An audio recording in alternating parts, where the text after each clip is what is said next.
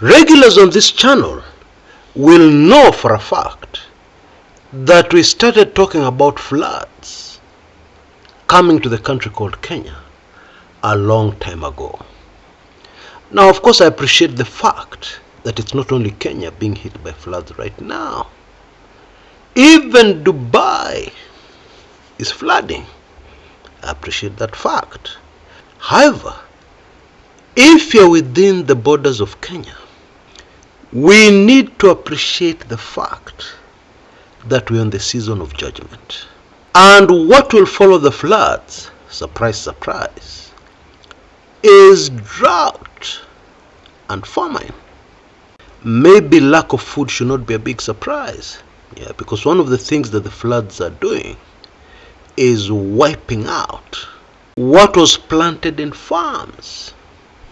My very strong advice is please move to higher ground despite the current very difficult financial times.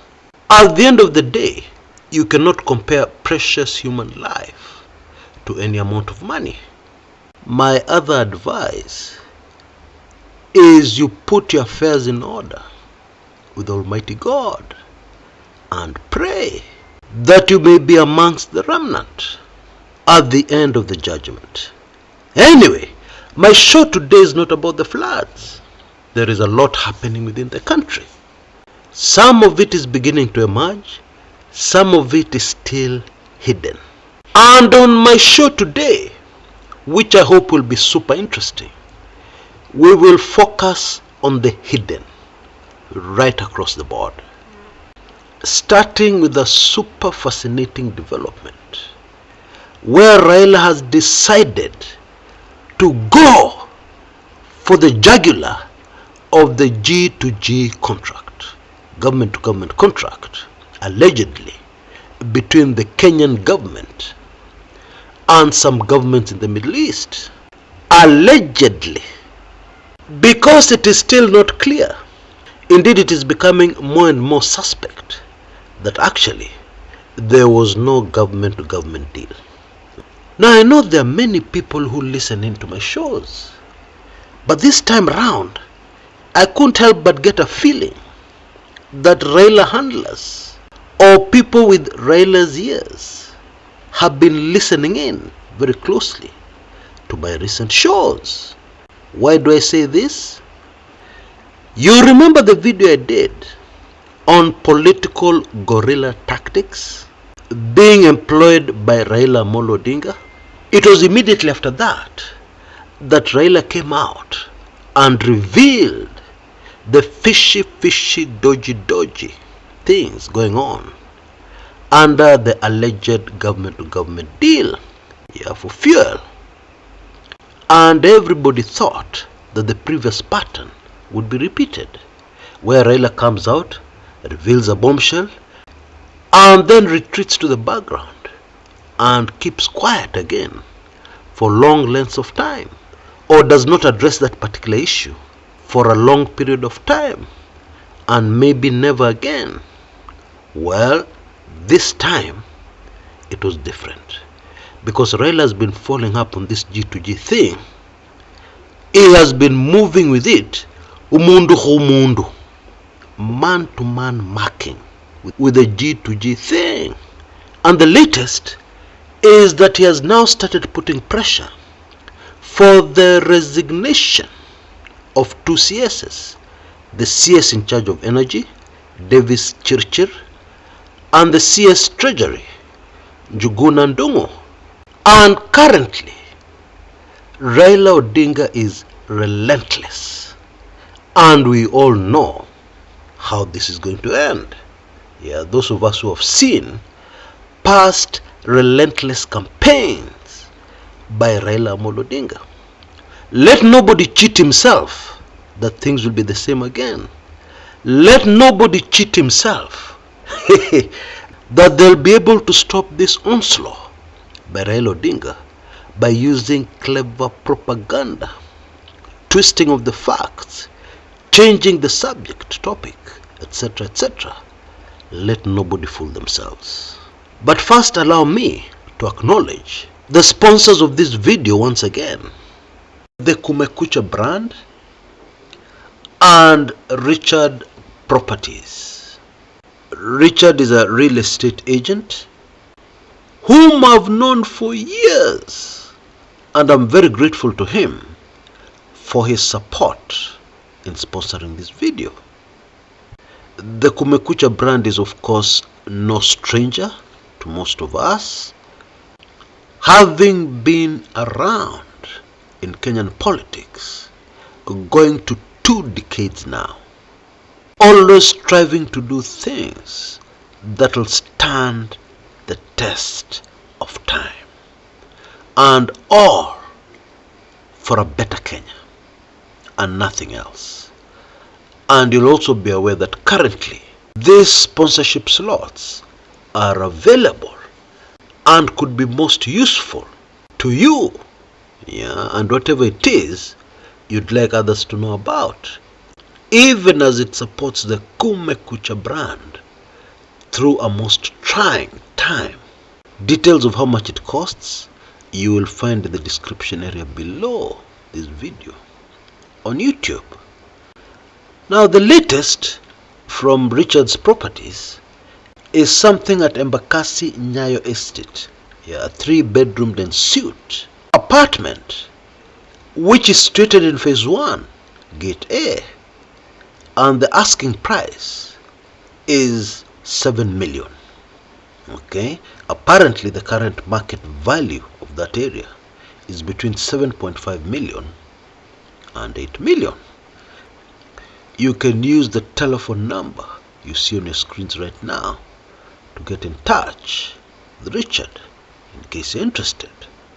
Right, back to Raila Odinga and the hidden things that will definitely be revealed and exposed shortly. Now, most of us know how this thing will end. At the end of the day, the Energy Cabinet Secretary, Davis Chirchir, and the Treasury CS, Njuguna Ndung'u, will have to go home. Okay? And this is not even a prediction. It is just political logic. Let me explain. And this has happened all over the world with very many governments, including the American government. Those of us who are older will remember the controversial Iran-Contra scandal in the US during the reign of President Ronald Reagan in the 80s. Anyway, this is how it goes down. You see, the more that is exposed about this G2G deal, and the more pressure that is put on the administration of President William Samoei Ruto, what will happen in the end is that the government will be faced with 2 very clear choices. 1, protect the president at all costs, and instead put some sacrificial lambs, to take the hit, to take the blame. Or number 2, stubbornly refuse to fire anybody. And the most likely thing that will happen, if that is the path that is chosen, is that the whole government will crumble. Because you cannot prosecute a president when they're in office.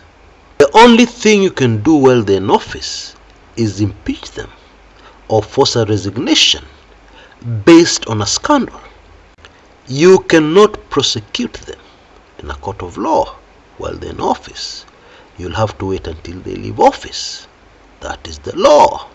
If I was in UDA, I would not waste time over this firing issue, because really there is no other way. I know it sounds very cold, but that's the reality of politics. Indeed, in the Iran-Contra affair, somebody even went to jail. Somebody was following instructions and orders from his bosses above. He was successfully prosecuted and went to jail. That is how serious it is. But the result is that the Ronald Reagan presidency was saved. Now, from what we have seen so far, the Kenya Kwanza government has made very many funny mistakes, basic level mistakes in governance, mistakes that one would not expect from a national government. And it is not that the government does not have thinkers. I think the problem is there are those in government who believe they can reinvent the wheel. They believe that some rules, although nobody has twisted or broken them in the past, they believe that these rules can for the first time be bent, adjusted to the advantage of this government. That is what they believe. Let me give you an example. A government can never, should never ever be in the business of speculation, financial speculation, okay? Because the risks are too high, and if something goes wrong, it is capable of bringing that government down. And therefore what a government should do is stay away from any speculation, no matter what. Now that is very basic. But the Kenya Kwanza government immediately came into office, decided to speculate on the foreign exchange market and use their power to do one or two things to aid them in their speculation. Okay? And of course they were speculating that the Kenyan shilling would strengthen against major foreign currencies. And of course this is the main reason why the government to government oil deal was born, because the idea was to keep pressure off the Kenyan shilling. Yeah, and the assumption was that the Kenyan shilling would magically strengthen. And of course the weakness here was to ignore all the other factors that could affect, that could impact the Kenyan shilling. And so today we're in this big crisis. Yeah, and the Kenya Kwanza government is cornered, and it is cornered in such a way that it cannot escape. And this way I was saying they will have to sacrifice those two CSs, the sooner the better. But my prediction is that they will hold out for as long as possible, for the simple reason that if those two CSs are forced out, that will be evidence of wrongdoing within the Kenya Kwanza government, something this government has always wanted to run away from very fast, even when it was clear that they will not get away with it. But delaying that move will have its very dire consequences, because what will happen is that more and more truths will come out of what is really going on behind this G2G deal that Raila tells us about. Kenya shillings 30 from every liter of fuel purchased in Kenya goes into individual pockets. In other words, what is being desperately hidden by the government will be exposed, and especially because we're in the season of exposure, because judgment comes with exposure. Now allow me to move to other things which are hidden, or which were previously hidden in the country called Kenya, that are now starting to be exposed, and some of them are still hidden to be exposed shortly. In other words, people have not seen them. There might be a hint or evidence here and there, but people have not yet seen these things. Yeah, and because they have not seen them, those things have not been exposed. Now yesterday, KTN, the Kenyan TV channel, did an investigative piece about an ongoing murder case. I believe one of the most fascinating murder cases in the history of the Republic. And it is the murder of the former finance director of the Nairobi hospital, Abwana Eric Maigo, who on the morning of Friday 15th September 2023 was found in a pool of blood in his house in Woodley, with at least 25 stab wounds from a kitchen knife. Now, although this matter is in court, police still believe that there was more than one assailant in the house that ended the life of Bwana Eric Maigo. One of the suspects has of course already been charged, and they were found very easily courtesy of CCTV cameras, which showed the young lady leaving the house and even climbing over the fence. They had a bit of trouble with a very sharp barbed wire and injured themselves with bruises, but they got away. And my thinking is that they did not suspect, they did not know that there were CCTV cameras observing what they were doing. Now, the young lady appears to have had a very troubled past, very troubled upbringing. Indeed, she was living with her mother somewhere in the Kibra slums. And in her confession, she claims that everything happened because the late Eric Maigo tried to have his way with her, and she was defending herself, which is a bit of a puzzle because the late Maigo picked her up, literally from the streets, bought her chips and chicken, before they drove back to his residence. And when you go to a man's house, anyway, my attention was drawn to the various CCTV footages that investigators were able to gather to account for the movements of the late finance director of the Nairobi hospital, for many, many hours. Indeed, starting from the previous day, Thursday, September 14th. Just to remind us, I'm talking about things which are hidden, which will come out very clearly shortly.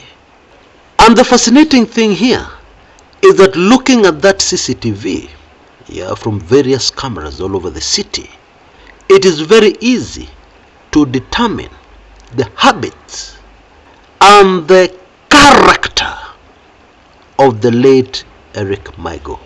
And it is not me saying, it is the camera footage showing you clearly the lifestyle he was living, what he was doing, etc., etc. Now, in case you didn't know, the entire city is very well covered by CCTV cameras. And not only that, we have a system called the Automated Number Plate Recognition Camera System. What that means is that you can go into the system and find a car that may have appeared, no matter how briefly, anywhere within Nairobi, covered by cameras. We also have an intelligent video surveillance system. Now, the only reason I'm releasing this information, I'm always very sensitive about security related information. The only reason why I'm releasing it is because it is already in the public domain. It has been released by the mainstream media, and so it is already out there. Anyway, what this means is that what you are doing, what you normally like doing, maybe going to clubs, picking up young women, strange women, etc., etc., partying, what you're doing right now, in case tomorrow you become a person of interest, it will be very easy for somebody to build a profile that will be able to tell them immediately what kind of a person you really are. Now, assuming that maybe by day you're a pastor, an evangelist, by day maybe you're a judge of the Supreme Court, etc., etc., some of this information about your extracurricular activities may be more than damaging. The long and short of what I'm saying is that the hidden lives of prominent people in Kenya, the hidden lives of young Kenyans who have good jobs, earn a lot of money, their lives, and I know many of them listening to this channel, their lives very shortly are going to be exposed, quite a number of them, in a very spectacular way. We have already seen the signs. So it is something we should wait for very, very shortly. You know, in the past, we still had these cameras, but we have had selective justice, selective omission, selective amnesia by investigators and authorities who have gone out of their way to release only information that does not harm certain people and that does not harm the government. Let me give you a few examples. The last moments of IEBC computer guru Chris Msando were captured in these cameras. But the interesting thing is that at the most crucial moment in the last period, when this vehicle was obviously being driven by somebody else, to be left abandoned somewhere else, the cameras were not able to show any significant features of that other person. Indeed, what came out is that it may have been Chris Msando driving the vehicle. And the same thing had been repeated earlier during the very unfortunate murder of businessman Jacob Juma. The CCTV cameras were working very well. When he drove down from Westlands into the CBD, they were clearly able to show he had a female passenger in his vehicle. But then at the crucial period, as somebody else was driving his vehicle, and even at the scene, the stage managed scene, the cameras were not able to give us anything.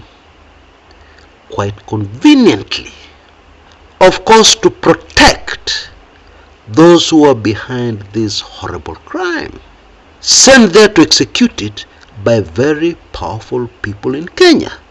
That is really what it is.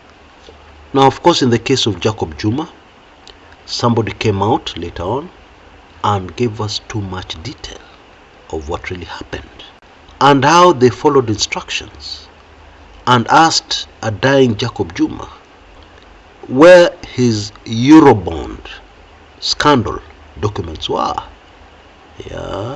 And Juma told them they're in the boot of the very vehicle he was driving. And shortly after that, Bwana Juma left us. All those details were given. But my point is, all these things that have been hidden in the past are going to come out very shortly. And even more important, my point is, all this information which Kenyans seek is known. It is somewhere. The only problem is that it is hidden deliberately from the people. But shortly, it is going to be exposed. And of course, the sign of that is this case, very unfortunate case, of the former finance director of the Nairobi hospital, where his lifestyle was exposed, not a matter of debate, was exposed by cameras all over the city. And so if you're an important person in Kenya, lakini uko na tabia mbaya, maybe you're even a pastor, but you live a double life, or maybe even you're a CS and there's something going on between you and other people which is not proper, etc., etc. All that is going to be exposed very shortly. Trust me, very, very shortly. We of course have other things which are hidden in plain sight, but many Kenyans can still not see it. Now what will happen in these particular cases, they will be brought to the forefront. Let me give you a very good example here. Now, so far, in the course of about 1 year, the William Ruto government has borrowed a total of 4 trillion. 4 trillion Kenya shillings. Now Uhuru Ruto, if we can put it like that, because both were in that government, the Uhuru Ruto government, in the course of 10 years, borrowed a total of 6.7 trillion.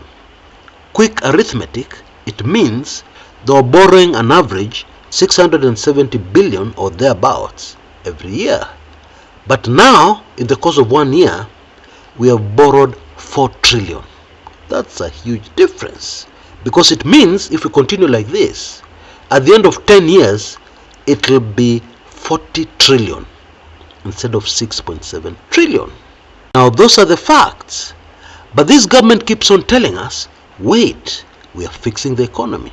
Wait, things will get better. Now, you don't even need to be an economist. How will things get better when you're borrowing at this rate? You tell me, how? And this information is not hidden. It is in the public domain. But many people have ignored it. Okay, you know there are many of us who are not good in mathematics. There are even others who get a headache when they see too many figures and they get confused. True story. And therefore, it is very easy in the country called Kenya to hide something major in figures, especially big figures like is in this case we've just discussed. So bottom line, we are living in a country where the government and other prominent people and even ordinary people are desperately hiding things about their lives, things about the government. They're desperately hiding these things. And we have a situation where these hidden things are coming to light in a spectacular way. That is really the long and short of what I'm saying in this video. And I realize it is very difficult to change somebody's habits. Yeah, changing habits, it is a very difficult thing. And therefore, what needs to happen is that these people, if they're in offices that are public, that affect all of us, they need to resign as soon as possible. Mapema ndio best. Yeah, resign mapema. Yeah. And those other people, maybe judges, magistrates, etc., etc., also need to resign, so that when their habits are finally exposed in this season of exposure, it will not be a major issue.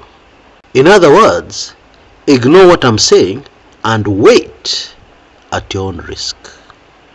Now, I've just released weekly intelligence briefings number 115, and there's a very good opportunity of getting hold of my weekly intelligence briefings by taking full advantage of our latest offer on that book, audiobook, The Ruto Kenyans Will Never Know. Over the next 24 hours, if you feel that you need this very important content and your budget doesn't quite cut it to enable you to get your hands on it, for the next 24 hours, you can name your prize. Lakini usinifinye sana, and for that reason the limit will be 50. The first 50 to send me an email on that email address you see on your screens right now, youmissthis@gmail.com, naming your prize. And then guess what? I will also throw in another valuable Kumekucha book. You can choose for yourself, or you can allow me to choose for you. The most liked of my other ebooks, of course, is Dark Secrets of the Kenyan Presidency, How Mutula Kilonzo Sr. was murdered. And then there's another one called The President's Lovers. Now that last one of you took it in recently, and they were delighted, very excited about it.